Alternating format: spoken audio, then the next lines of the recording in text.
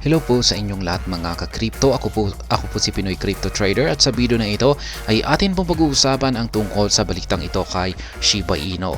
Kung saan ay ayan, meron na naman pong isang massive whale dito na ginalaw niya ang kanyang 4.23 trillion na Shiba Inu token.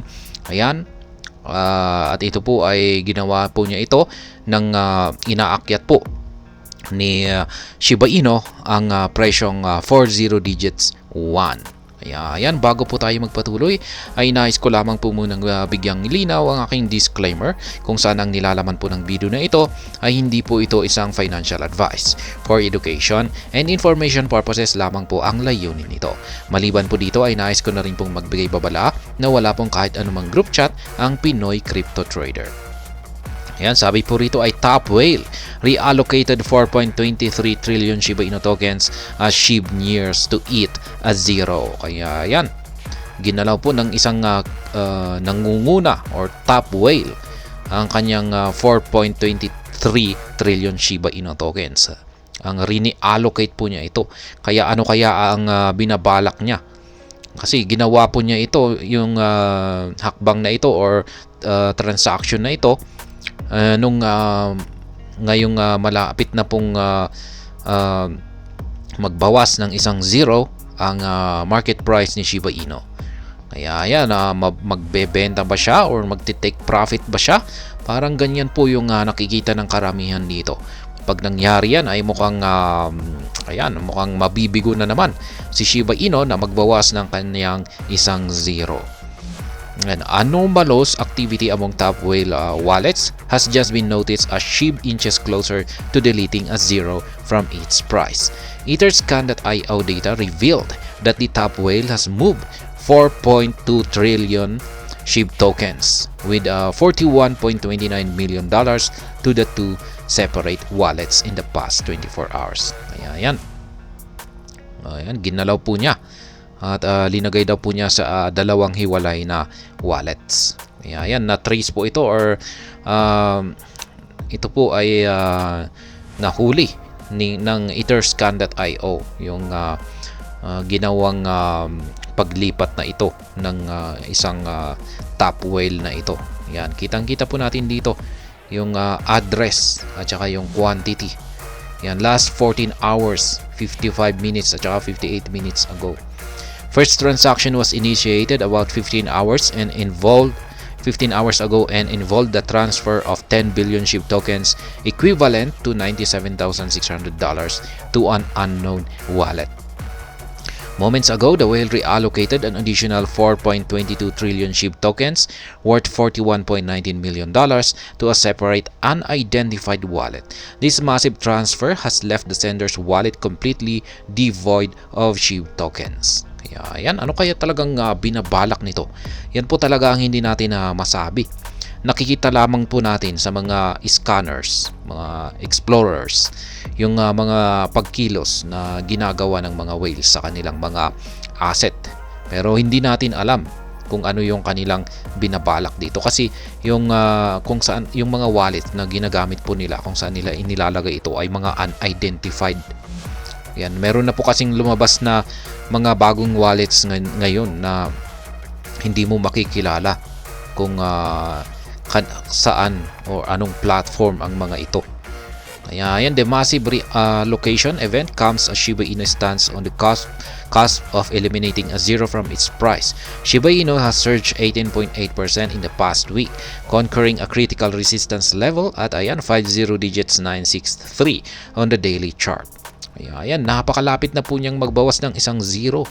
Siguro kung pag nabigo siyang magbawas ng isang zero ay alam na po natin siguro ang dahilan. Siguro ay nagbebenta yung whale na yan.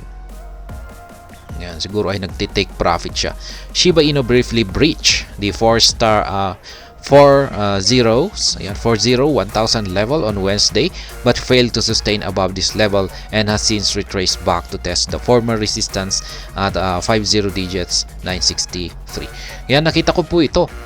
Ayan, nakita ko po ito yung umakyat po siya at marami po talagang nagsaya rito kasi nagbawas siya ng isang zeros. Pero hindi po nagtagal ay bumalik din po siya sa ilalim. Ayan, at bumalik po siya sa ilalim at naragdagan ulit ng isang zeros, naging 5 ulit yung kanyang zeros. Kaya yan, mukhang nagtitake profit yung whale na yan. At press time, Shiba Inu is trading at the price of 40 digits 976, up by 0.1% over the last day with a 24-hour volume of $657.32 million. As reported earlier by the Crypto Basics, Shiba Inu has flipped Litecoin and DAI to become the 16th biggest cryptocurrency by market capitalization. The market cap of SHIB currently stands at $5.7 billion.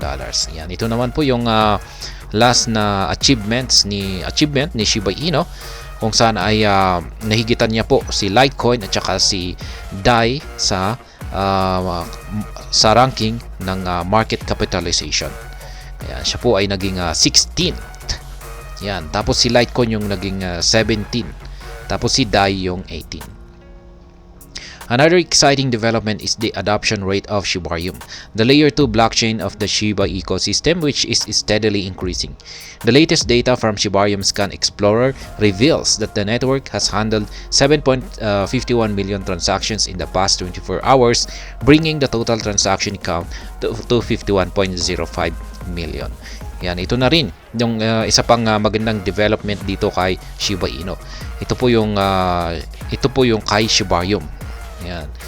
Layer 2 blockchain ng SHIB ecosystem, kung saan ay nakamit niya ang isa na namang milestone sa kanyang transactions. Umaabot na po ito ng 51.05 million transaction count.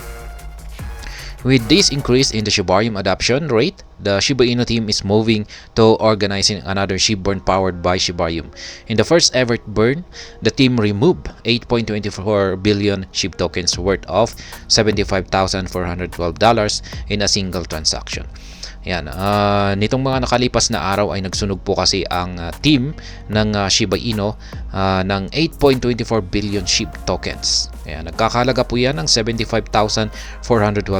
Kaya mukhang ito po yata yung talagang nagdulot sa pag-angat ng market price ni Shiba Inu at nagbawas ito ng isang zero.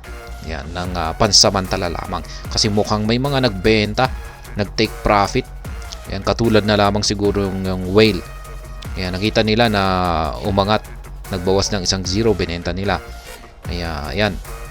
Pero ang maganda po rito ay asahan po natin na may pangalawa pa ulit or masusundan po ulit yung pagsusunog na ito na ginawa ng team developers ng Shiba Inu.